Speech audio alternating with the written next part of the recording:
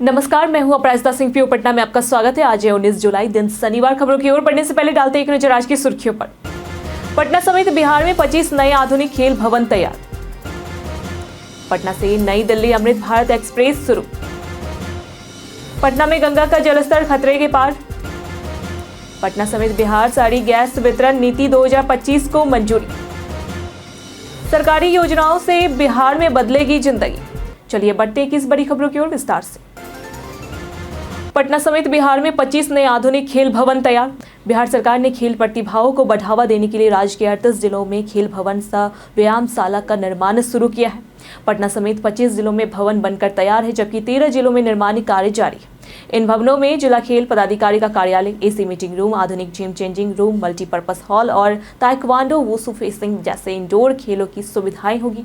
10.26 करोड़ रुपए की राशि से इन भवनों में सुरक्षा और मूलभूत सुविधाएं जोड़ी जाएगी। यह कदम मुख्यमंत्री खेल विकास योजना के तहत युवाओं को खेल में मंच देने की दिशा में उठाया गया है। पटना से नई दिल्ली अमृत भारत एक्सप्रेस शुरू। बीते दिन प्रधानमंत्री नरेंद्र मोदी ने पटना से नई दिल्ली अमृत भारत एक्सप्रेस को वर्चुअल रूप से हरी झंडी दिखाई। यह ट्रेन 130 किलोमीटर घंटा की रफ्तार से चलेगी और पूरी तरह नॉन एसी है। ट्रेन में 22 कोच हैं, जिनमें 11 जनरल, 8 स्लीपर, 1 पेंट्री और 2 SLRD कोच शामिल हैं।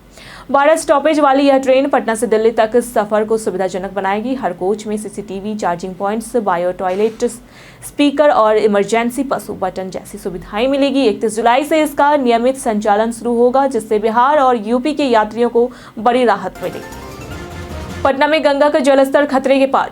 पटना में गंगा नदी का जलस्तर लगातार बढ़ रहा है, जिससे गांधी घाट, दीघा, दानापुर और मनेर जैसे इलाकों में बाढ़ का खतरा मंडराने लगा है। मानसून की भारी बारिश से गंगा, सोन, पुनपुन और गड़क नदियों का जलस्तर खतरे के निशान पर ऊपर पहुंच चुका है। जिला प्रशासन और आपदा प्रबंधन विभाग सतर्क हो गए हैं। NDRF और SDRF की टीमें अलर्ट पर है। घाटों पर बैरिकेडिंग की जा रही है। नावों के संचालन पर नियंत्रण लगाया गया है और तटवर्ती क्षेत्रों में निगरानी बढ़ा दी गई है। हालात चिंताजनक बने हुए हैं। पटना समेत बिहार शहरी गैस वितरण नीति 2025 को मंजूरी। बिहार सरकार ने स्वच्छ और हरित ऊर्जा और बढ़ावा देने हेतु बिहार शहरी गैस वितरण नीति 2025 को मंजूरी दी है।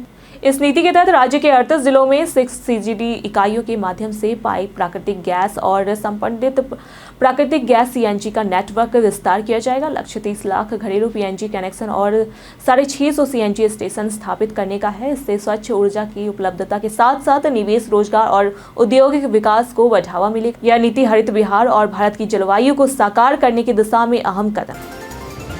सरकारी योजनाओं से बिहार में बदली जिंदगी। बिहार सरकार की योजनाओं से युवा और महिलाएं आत्मनिर्भर बन रही है। मुख्यमंत्री उद्यमी योजना से रीमा देवी ने चप्पल का कारोबार, विशंबर ने तेल और मील का भागीदारी ने कपड़ों की दुकान शुरू की।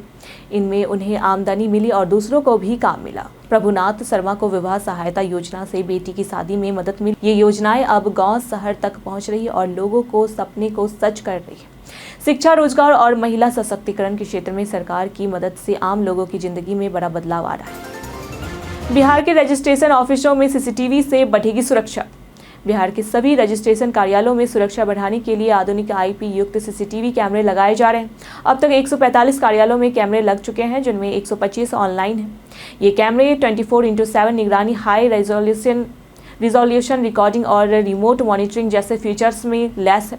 जमीन और दस्तावेजों की सुरक्षा के लिए यह कदम उठाया गया है। जिला कार्यालयों में 18 से 20 और अवर कार्यालयों में 12 से 14 कैमरे लगाए जा रहे हैं। साथ ही सभी कार्यालयों में प्राइवेट गार्ड की तैनाती की जा रही है। निगरानी पटना के कमांड सेंटर से की जाएगी। बेहतर इलाज और रोकथाम के लिए तैयारी। बिहार में डेंगू से लड़ने के लिए कई विभाग मिलकर काम करेंगे। स्वास्थ्य विभाग ने डेंगू रोकथाम और बेहतर इलाज के लिए SOP जारी की है।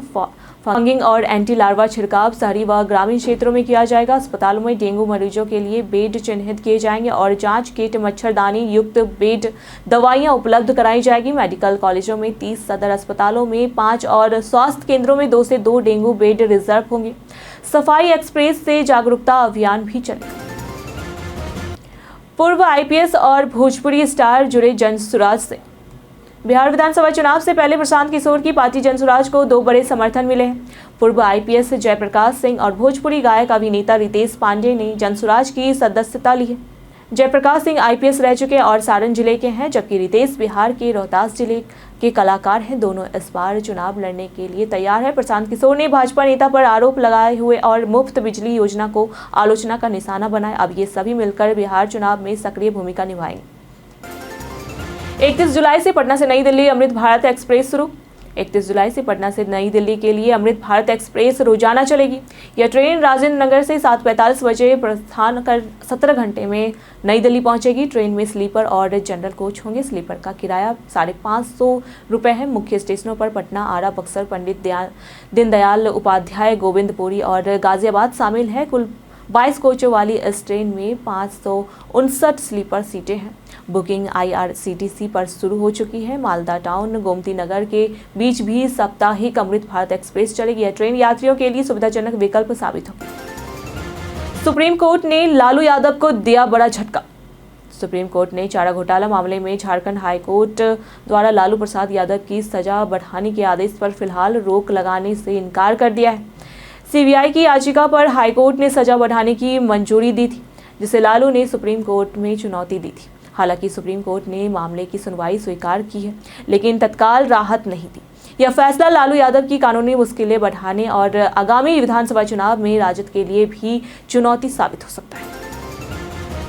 प्रशांत किशोर ने 125 यूनिट मुफ्त बिजली योजना को चुनावी लॉलीपॉप बताया।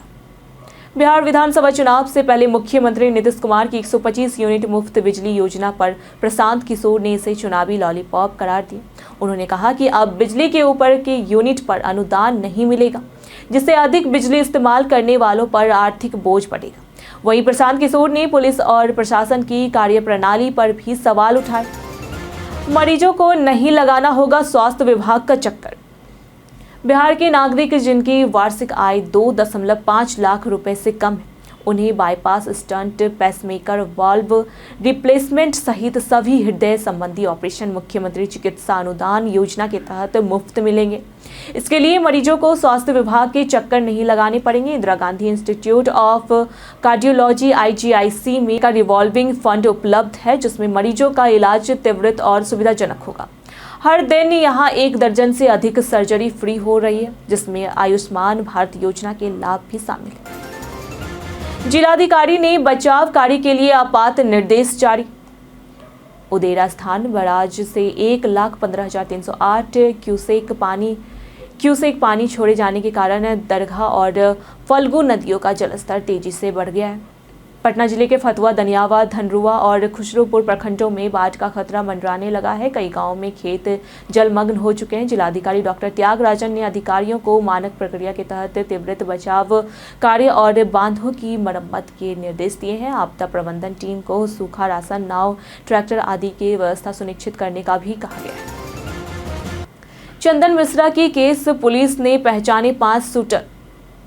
पटना के पारस अस्पताल में कैदी चंदन मिश्रा की हत्या मामले में पुलिस ने बड़ी कामयाबी हासिल की है। 5 शूटरों की पहचान हो गई है, जिनमें फुलवारी शरीफ के तौसीफ उर्फ बादशाह भी शामिल है। घटना सुबह हुई, जिसमें शूटरों ने बिना चेहरा छिपाए ताबड़तोड़ फायरिंग की। पुलिस गैंगवार की आशंका जताते हुए जांच कर रही है। शूटर बक्सर की ओर भागे। अस्पताल में चंदन के समर्थकों ने लापरवाही का आरोप लगाकर हंगामा किया। पुलिस ने कई जगह दबिश दी और शूटरों की गिरफ्तारी को लेकर सक्रिय कार्रवाई कर रही है। बिहार में 8,298 क्लर्कों की भर्ती के लिए BSSC को प्रस्ताव भेजा गया। बिहार के पंचायती राज विभाग ने पंचायतों में प्रशासनिक कार्यों को मजबूत बनाने के लिए 8,298 निर्माणावर्गीय लिपिकों की भर्ती के लिए बिहार कर्मचारी चयन विभाग BSSC के प्रस्ताव भेजे गए। यह कदम पंचायत स्तरीय योजनाओं जैसे जल जीवन, हरियाली, ग्रामीण सोलर, स्ट्रीट लाइट, मुख्यमंत्री ग्रामीण गली नाली पक्कीकरण आदि के बेहतर क्रियान्वयन के लिए अहम है। मंत्रिपरिषद की बैठक में 8,093 पदों के सृजन को मंजूरी मिली थी। जल्द ही प्रतियोगी परीक्षा आयोजित की जाएगी, जिससे जल कल्याणकारी योजनाओं का लाभ आम जनता तक सहजता से पहुंचेगा। बिहार में बिजली बिल पर बड़ा अनुदान। बिहार सरकार ने घरेलू बिजली उपभोक्ताओं को 125 यूनिट तक बिजली पर 100% अनुदान देने के निर्णय लिए, जिससे 1.82 करोड़ परिवारों को फायदा होगा। इनमें 1.67 करोड़ परिवारों का बिजली बिल शून्य हो जाएगा।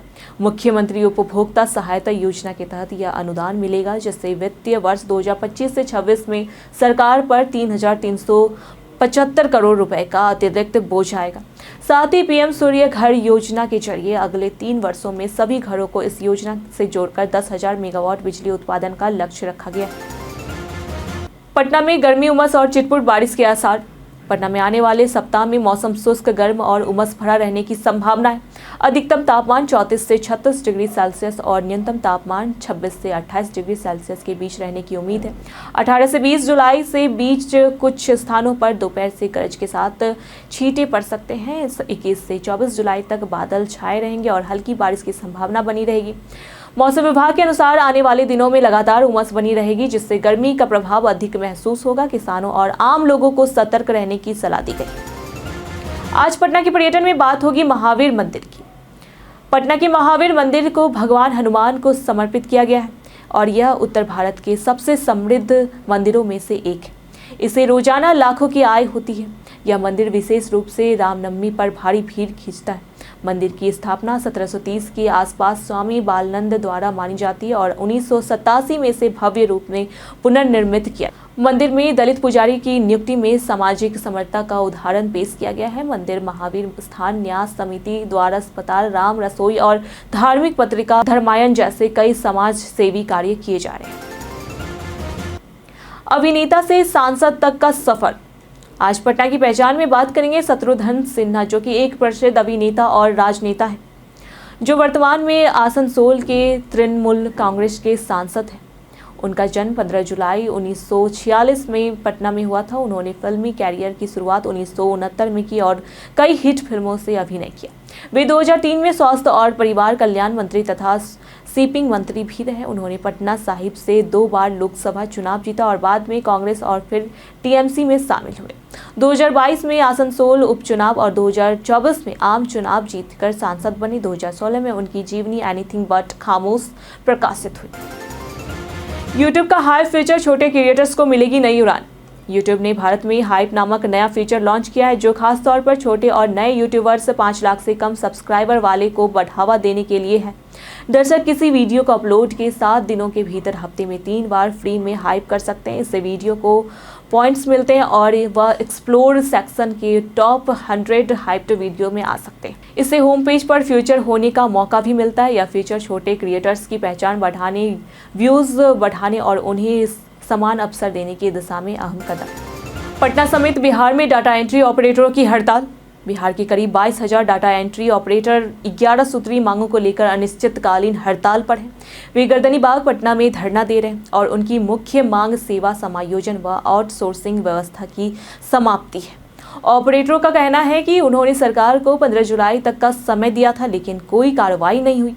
हड़ताल से पूरे राज्य में डाटा एंट्री कार्य बाधित है, जिससे सरकारी कामकाज प्रभावित हो रहा है। प्रदर्शनकारी चेतावनी दे रहे हैं कि यदि मांगे पूरी नहीं हुई तो वे भूख हड़ताल पर बैठेंगे। वे सरकार से शीघ्र वार्ता की मांग कर रहे हैं।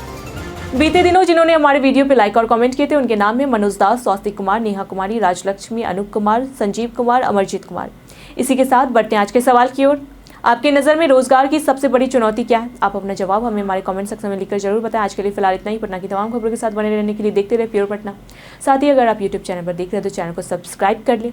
साथ ही अगर आप फेसबुक पेज पर देख रहे हैं तो लाइक और फॉलो कर दें।